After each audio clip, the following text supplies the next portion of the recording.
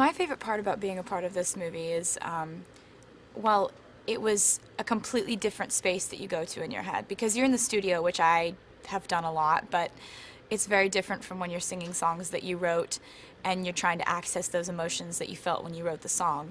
With this, you're sitting there in a booth by yourself having conversations with no one. No one's there. We all recorded our parts in different places, and so you're trying to come up with what the other characters would be saying back to you, anticipate their responses, how would you respond to that, how would you react. And you know, what people don't think about with character acting in the voiceover form, you're making a lot of sounds a lot of time. Like if you're like, ha, ha, like, ha, and then you're like, whoa, you know, it's all that is really fun. Yeah, good. I think, yes, you did such a good job. Is there like one little thing in the character that you think there's a little resemblance at all? I really, really related to the character. I loved her. I think she's heavenly, and like, she's such a daydreamer, and she cares so much about the past, which is what makes her different from everyone else in this society that she lives in. No one in her society honors the past. They just think about right now, and they don't think about the future. They're just stuck in the moment, and to some degree, you have to have a priority based on the past and the future as well as just the present. And she cares about the trees that used to exist. Is there anything, what about the look of the characters? Anything that you see that the animators sort of picked up on from you, or no? I don't think I resemble the character because she's a redhead and she's tall and skinny.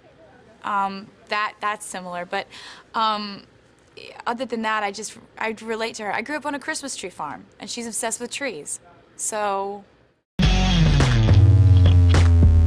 acting is something I've been fascinated by my entire life. I love the idea that you can tell a story in that way, and I've been reading scripts for about 5 years. Like, in my free time, that's all I do is read scripts. And you see it's so interesting to see the scripts that you read then become movies and see where the director took it. And I just want to make decisions really carefully. I think that with movies, it's really important that you have to love something so much that you cannot think about anything else in order to commit to it. Because if you're going to become someone else, that's a huge deal. It's a huge commitment, and I would want to have the time and the ability and the love for something and the love for a character to where I could really make that commitment to it.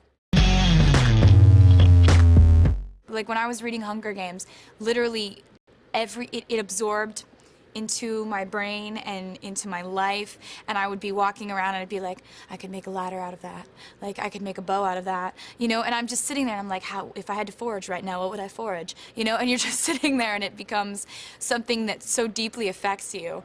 I was obsessed with the books, and I'm so glad that, I'm so happy to get to contribute songs to the soundtrack and to have the lead single off the soundtrack. I'm like a fangirl. I'm freaking out. So is there one survival skill you would have?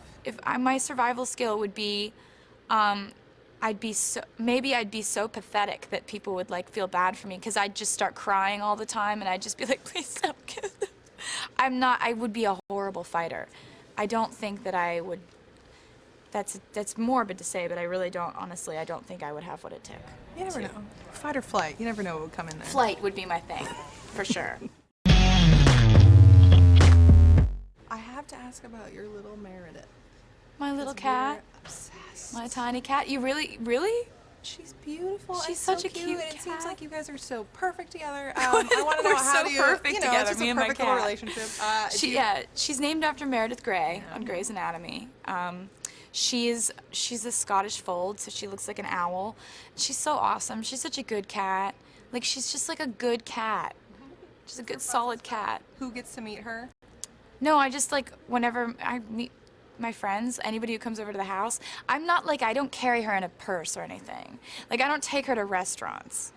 I'm not that kind of a cat owner. She lives at the house. But, you know, if I go to Nashville, she comes to Nashville. If I go to LA, she comes to LA. She's always in the general vicinity, just not in a bag.